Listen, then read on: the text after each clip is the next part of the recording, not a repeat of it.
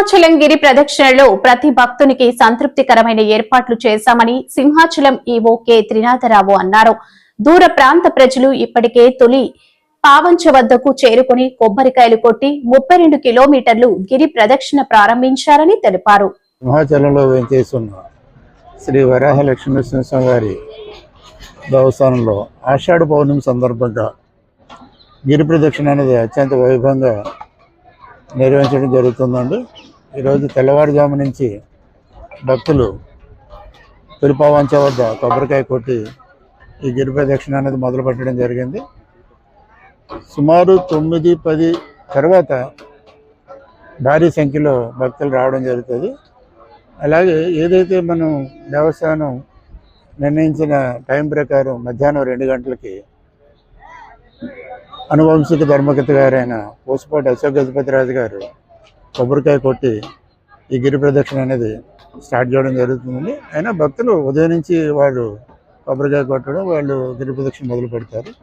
ఏదైతే ఈ 32 కిలోమీటర్లు గిరి ప్రదక్షిణ ఉందో ఆల్ డిపార్ట్మెంట్ సహకారంతో మనం స్టాల్స్ ఏర్పాటు చేసి, మెడికల్ అండ్ హెల్త్ వారు కానీ, అయితే జీబీఎంసీ వారి సహకారం, అలాగే పోలీసు వారితో ఈ ట్రాఫిక్ రెగ్యులేట్ చేయడం, అన్ని ఈ లైన్ డిపార్ట్మెంట్స్ ఏదైతే ఉన్నాయో అన్ని డిపార్ట్మెంట్ సహకారంతో మనం స్టాల్స్ కూడా ఏర్పాటు చేసి అక్కడ స్టాఫ్ని ఆల్ డిపార్ట్మెంట్స్ వాళ్ళు అక్కడ డిప్యూట్ చేసి భక్తుడికి ఎటువంటి హెల్ప్ కావాలన్నా వాళ్ళని గైడ్ చేయడం, ఇంకో పలానా చోట మెడికల్ ఎయిడ్ ఉంది, పలానా చోట టాయిలెట్, వాటర్ ఫెసిలిటీ ఉంది అనేది అవేర్నెస్ కల్పించడానికి ఈసారి public address system through out 32 steps ఏర్పాటు చేయడం జరిగిందండి పోలీసు వారి ఆదేశాల ప్రకారం.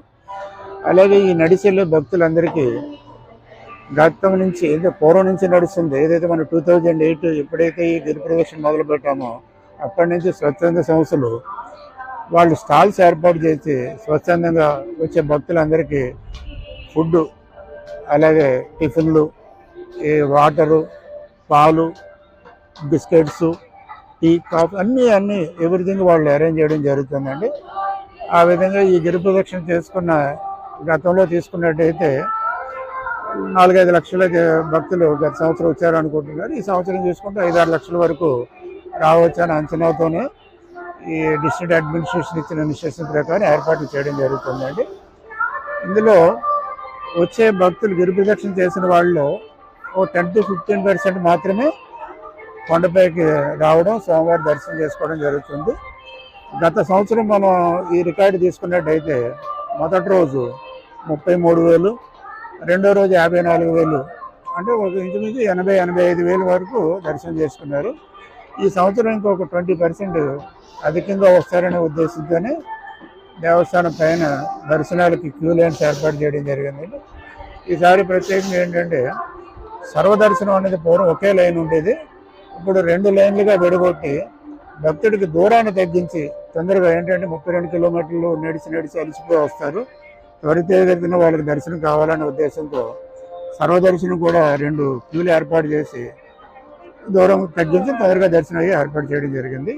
అలాగే 100 రూపాయలు దర్శనం, అలాగే 300 దర్శనం మన కొండ బస్ స్టాండ్లో భక్తుడికి వచ్చిన తర్వాత ఆ కొండ బస్ స్టాండ్ నుంచే 3 లైన్లు మనం ఫారం చేసాం కాబట్టి భక్తుడికి ఎటువంటి కన్ఫ్యూజన్ లేకుండా చేయడం జరిగింది.